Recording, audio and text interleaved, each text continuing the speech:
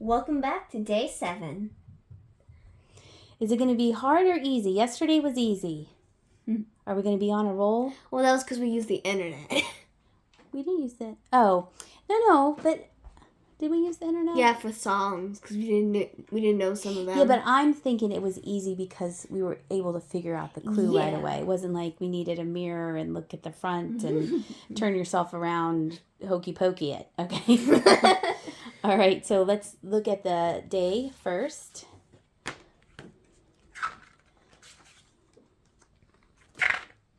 Just one page? Mm-hmm. Okay. Anything on the back? Uh-oh. That means something.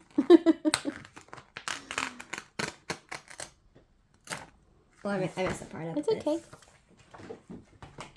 All right, we're going to read it and then get back to you. Jenny gasped when she read the clue. Why did you gasp? Because now we're in Sherlock Holmes's detective office. All right, I'm going to just read the whole thing to you. This time you walk into a kind of detective's office. You look out the window. Yes, this street is well known to you, Baker Street. So you are probably in London. In fact, a lot of things here remind you of stories about the famous master detective Sherlock Holmes. The crackling fireplace, the winged chair. This room is just really cozy and right away you feel at home, though that heavy wallpaper may be too old-fashioned for your liking. If only you could do a little home improvement. Who knows, maybe with a little bit of graffiti, a yellow smiley face or something, you stop your daydreaming and continue looking around. Someone has carelessly left a violin on the floor. Whose violin is that, probably? Sherlock Holmes. On the wall hangs a large pinboard littered with notes, photographs, and newspaper clippings. Many of them have fallen and are scattered on the ground. Obviously, you should be looking for the golden book, but your fingers itch to investigate this mystery. If there really is a detective at work here, then you have to see what he's working on. Who knows? Maybe you can help and leave him a tip. After all, you're always up for working on an exciting puzzle. You take a closer look at the pinboard. Please turn the page, then open door 7, and there are 7 riddle cards. Oh my gosh. And on the back, those are pinboard. the pin, and I bet we have to put them in order. Probably goes this way. I know the number is 6, 3, 4, 7, 23. You think it goes that way because of the shadows? Because the pins. Who would put a pin like this? They're going that way. Yeah, it probably goes like this. Who put? Also, I never seen a board like a board like this. It's probably this. But look what it says up here. Evidence. So it probably goes this way. Oh. Okay. Wait, All right. So now we're going to open up the box for 7 clues. Where are we? Oh, 7. Right here. I was looking at door 6. No. Holy moly. Oh gosh, look. Well, you look at the stuck. clues. It's stuck. Ah! Wait, I only got 2 out. And they're numbered too. It's too thick.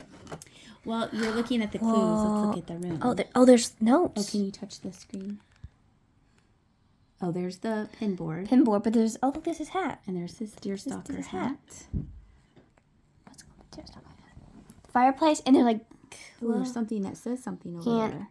And then there's something that says something on the floor. A, the clues have plenty of holes. Can you see a solution? And B says, Am I going round in circles? A clockwise look from 12 might help connect a clue. Are you leaning towards a solution? Or kind of like bold or something like slanted or whatever the thing is called. I forget what it's called. Italicized. It means something. Yes. So that means And on the wall, what does it say? See, what is so special about the man in the hat, the woman, the report on Jack, the other guy, the door on Kingston Road, and the crime scene? I urgently need to make a connection between all of these. Where is my red thread? And connection in red is bold. Okay, I'm going to just take a picture of the room for them at home so then they can see it up close again.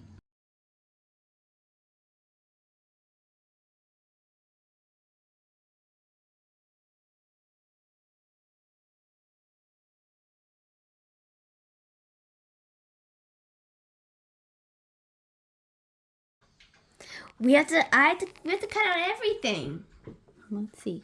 No, we do look. Okay, motive, daring art theft. We have a woman. A woman. She looks like she's in her 20s. And a dead body. Something. I don't know. I read a bit of Sherlock Holmes. I'm trying to think like yeah, it's kind of an older picture. Crime scene, Egyptian Museum, Kingston. Kensington. Oh, I thought it was Kingston. I don't know why. No, Kensington. I don't know. I don't remember. Evidence, 10 Egyptian pounds. Statement of the museum attendant. We have money. And he looks like a jolly fellow. Jack What is, Brett. oh, wait, hold on. Oh, this is all Egyptian. Egyptian pounds. Jack Brett is true to Sherlock. Okay. Who's Jack Brett? And a newspaper article. Suspects: Lady Hampshire, Jack Brett, and Sir a Cannonball. Sir a Cannonball. Because that's a... So I bet... Okay, either these two... He might be Jack Brett because I don't know why he hasn't looked to him. Maybe because of the top hat. Well, this is definitely Lady Hampshire. Totally. Someone's dead. Why would you want your last name to be Cannonball? I don't know. Some people don't have a choice of it being Cannonball. I know, but I mean... Someone died. These are the suspects. Okay, first we gotta cut these out because Maybe you have to match them. that's what I was thinking when I first saw them. So like one that's purple and red together. Right, that would this way. fit. So I bet this one goes We'll there. have to cut this out because All right. Go get the skizzers. it's right there. Here they are. This is exciting. I have no idea. It's really hard to think like him. So when we you... looked up Kensington, and Kensington is part of a royal borough in London with Chelsea. So it's a place. All right. So we've already done 2. We've taped them on here so you can see that. So Jenny's going to continue to match the push pins with the pictures and clues. Ah, here it is. That one. There you go. Blue.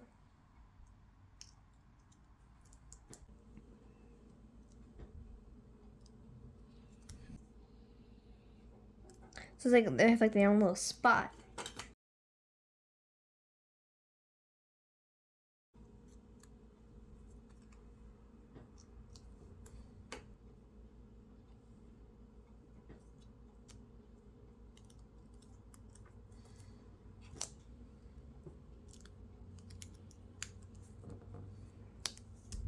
And there we go.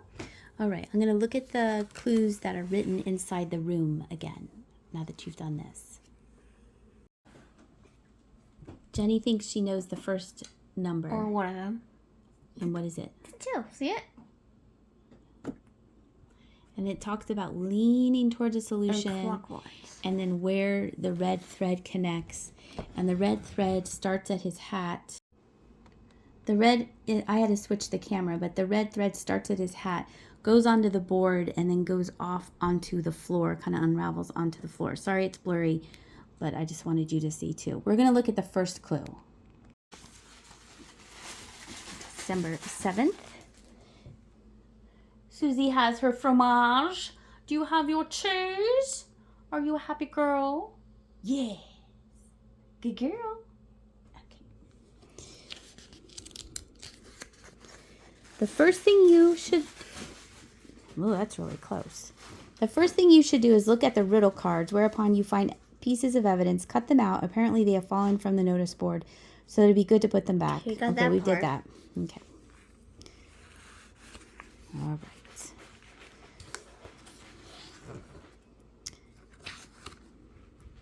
It's one of them too. The calendar sheet, 7th December. Turn the paper over, I guess. Shows a close-up of the notice board. The calendar sheet? That one does? Oh, or is it the thing on the back? Maybe it's that. Mm. Keep an eye out for the colored pens. They're the same exact ones. Okay, we know that. We know that. Okay, after you have pinned everything correctly, take a look at the hints in room 7. They're labeled A, B, and C. Your cheese is noisy. You have noisy cheese. Come here. You have noisy cheese. Come here, Susie. She refuses to come back. Note A alludes to something missing. Do you see a gap on the notice board? Note B indicates something weird, maybe something written weirdly. Note C highlights the terms connection and red. What's red on the bulletin board? The thread. How can you establish a connection there? The second clue said, note B indicates something weird, maybe something weird, written weirdly, and B says leaning. So if you look here, this is E. Some of the words are Some that letters. leaning, Italicized. Italicized, yeah. Right. It's called leaning. So here, I don't know what it's called. here's a Post-it note. And you need a pencil. All right, so starting and clockwise. N.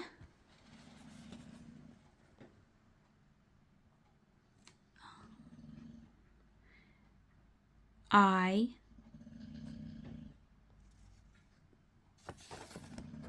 N. E. 9. 9. Okay. So we have 2, and then it spells out 9. But now we need the last one. and It says the terms connection and red. What's red on the bulletin board? The thread. the thread is red. But maybe it makes it into a number. Oh, maybe this one does. There's a few red ones. Let me try to. Is there a number here? How'd you get 0? You went all the way around? Look, it's going clockwise. Because I checked and there's like nothing there. Jenny is super close. What were you saying about the board? That depends kind of. I feel like this like how there's a space that makes 2. Okay, you were I correct thought there. that- She's right about the 2. And I she's thought right that- about 9. Now what about the last number? I thought since it's still going clockwise, I thought it was a 0 because if you kind of like, it's like a wobbly 0. Okay. What color is the thread in the room? Red. And do you have any red pins here? Yes. So if you followed an imaginary line connecting the red pins only, it's going to make a number. I'm in the pencil. I'm just gonna use like every part of my body. A J. Not a J. Try again. Start here. Am I still going clockwise? No, you'll have. I don't want to tell you because then I'm telling you the answer. Can you hear the people at home yelling at you? No. Is that supposed to be a 6? Is it 5? 5 was one of my own. Oh, What's your final answer? 5? Yes. I was right the first time. Yes. How did you say 5 the first time? I just started over here and then I did. Right. So you're connecting these It was imaginary ones, and it's 5. I knew it needed to be 5 or 0. Yes. So now our code is. Let's keep going. Moon, square, and L. Yes. I did it. I would say you did a really good job. There was a little nudging, but for the most part, I would give you a 9 out of 10 for getting this one. Oops, that started to ink at the wrong time. All right, there's 8. I was right. I guessed it was 5. I was like, wait, is that a 0? Good job. High five. See you tomorrow.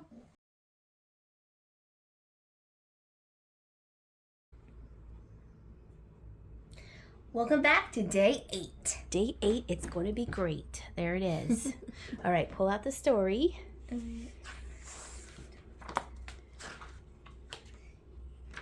Oh, it's a short one. Nothing on the back.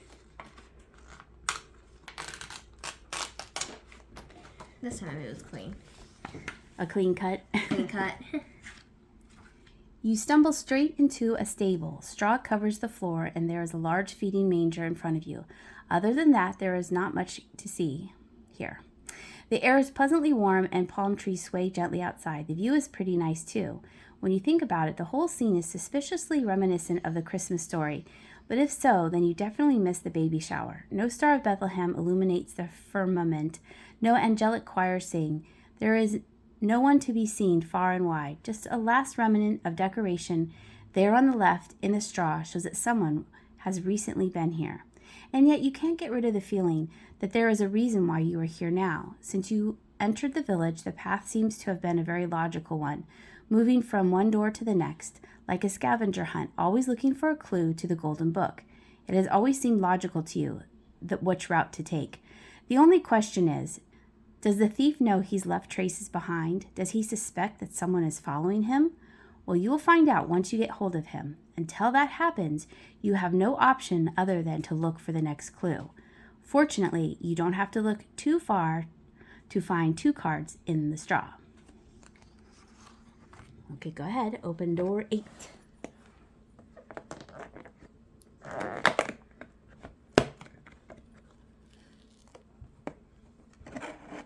There's 2 the cards. manger. I'm peeking through the camera.